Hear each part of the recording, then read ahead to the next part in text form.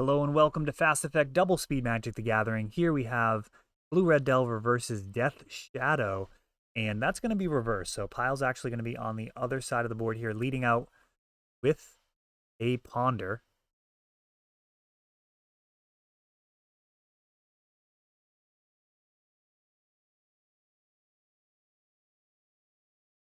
Find early threat, though Death Shadow is an unusual deck, and that pressuring its life total early may not always work out for you.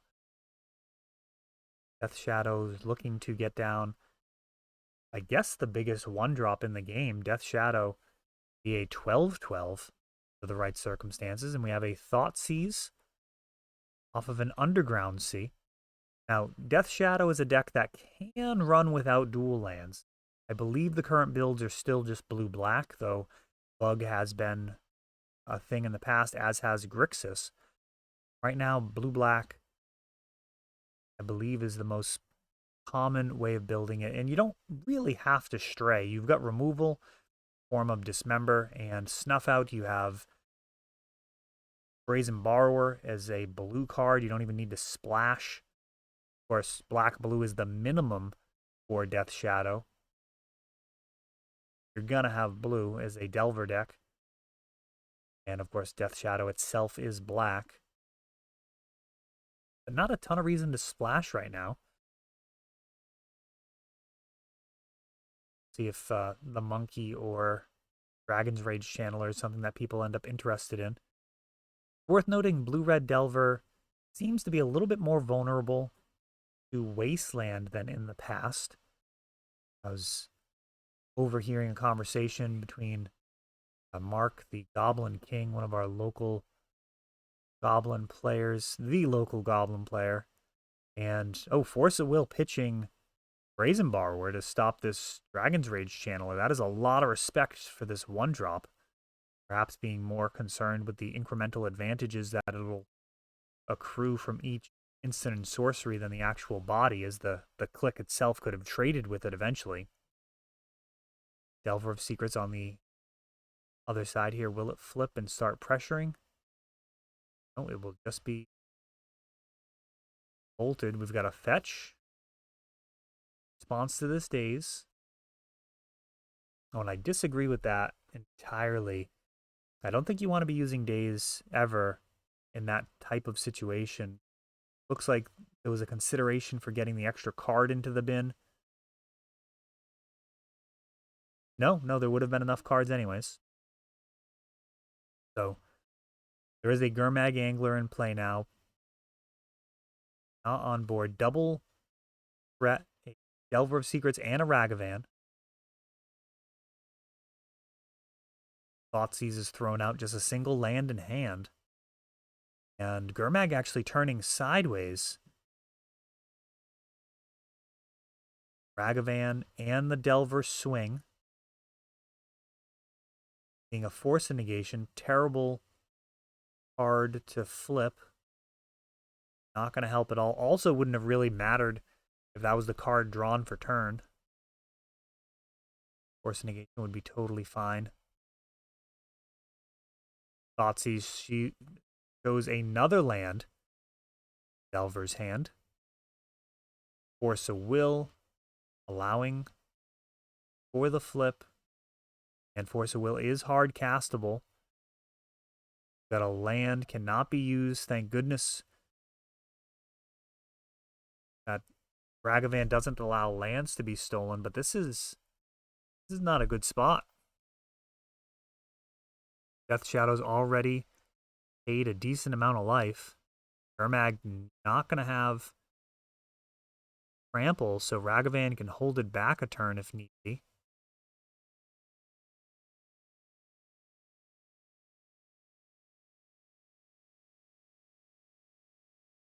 Island.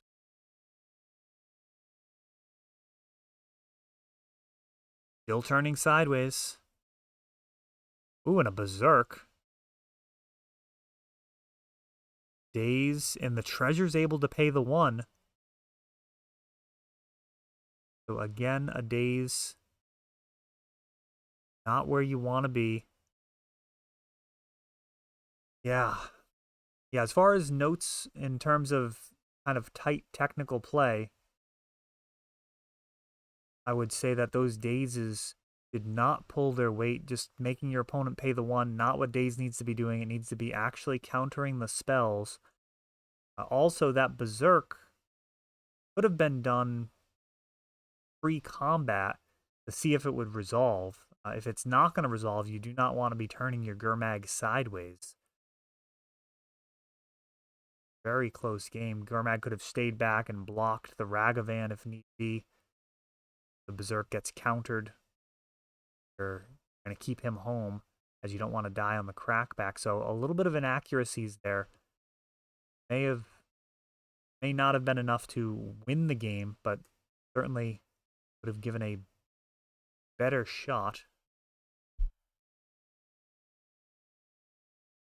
Yeah, I don't really mind at all seeing suboptimal plays on the channel, especially if it's going to be instructive and helpful for people. There are little inaccuracies that we may make, different points of learning a deck. And, if that shows up on camera, not really a bad thing. The use of those dazes, for example, ended up being very punishing. Could have had both of those dazes in hand at the end of the game, eventually forced through that final Berserk for the win.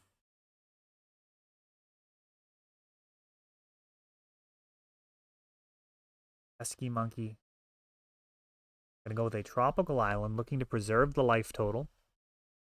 Death Shadow only really needs to pressure its own life total when trying to get out a namesake card, Death Shadow. What I would actually like to see is a build of Death Shadow with Grief in it. Be able to reanimate Grief. That would be very interesting. You could have a turn 1 Grief, Street Wraith, or Delver of Secrets, all for just 1 mana in combination with Animate.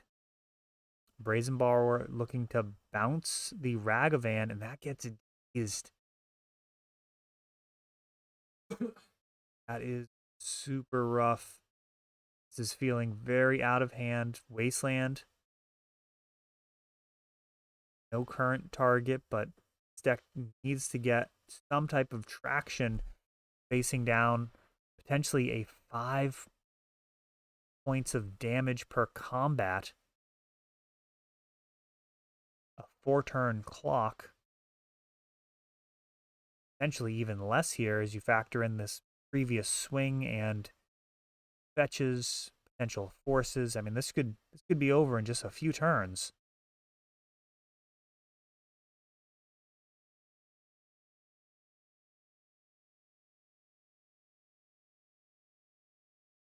Alexander signed Underground Seed.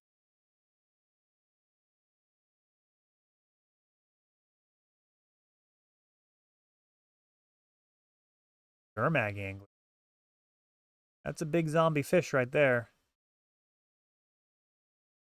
Tough to answer that with no mana on board. Delver, digging, or fetching, I should say. Another Delver of Secrets, and now it might not be a question of answering, it'll just be a question of racing it. If the Delvers flip, the Gurmag's not going to have very much to say. They don't flip. I mean, this is a fairly even race as it is.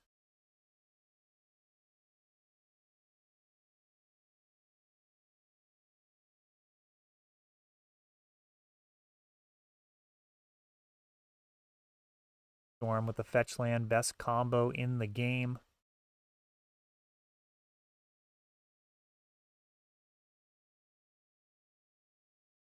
Cards drawn. You can go back and get shuffled away for some other time.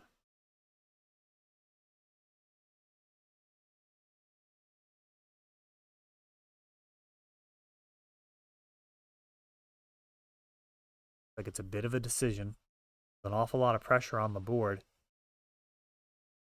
There are so many cards in red that could handle this situation.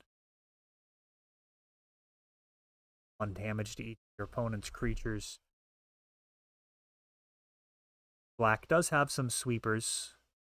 Not likely in this matchup. I mean, they're not really in the sideboard at this point from what I've seen. Past, when Empty the Warrens was commonly faced, you'd want some copies of like Marsh Casualties or something.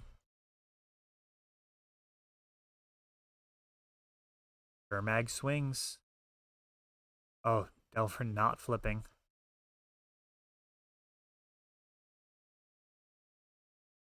Grabbing a Ponder. Very welcome.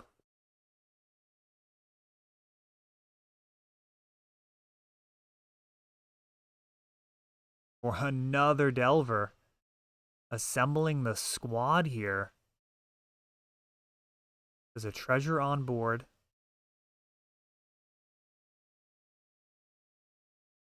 Not going to daze this time. Trading a daze for a treasure not going to be worthwhile.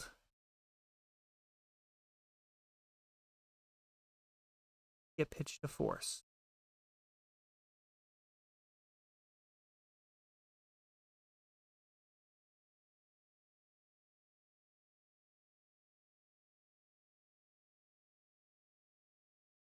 That's just a cycled. I think it was. Delver's flipping would be a massive amount of damage. Wasteland takes out the volcanic island.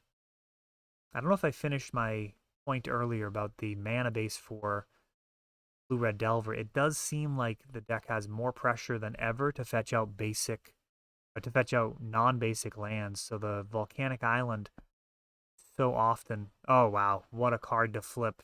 Lightning Bolt, just an extra 3 on top of it. Because of Murktide Regent, so often you want to have red mana for Ragavan or Dragon Rage Channeler, and then also double blue for your Murktide Regent. So decks that run Wasteland, take note of that when you're playing against Red Delver. There's going to be some hands which are a bit sketchy that try and run a little bit too tight, and they can get blown out by that Wasteland, much more so than previous builds, which were super happy not even fetching base. Only fetching basics most of the time. Death Shadow build had some Veil of Summers, which previously was one of the best cards in the format. I'm not sure what its place is now, given that Blue-Red Delver may be at the top of the format.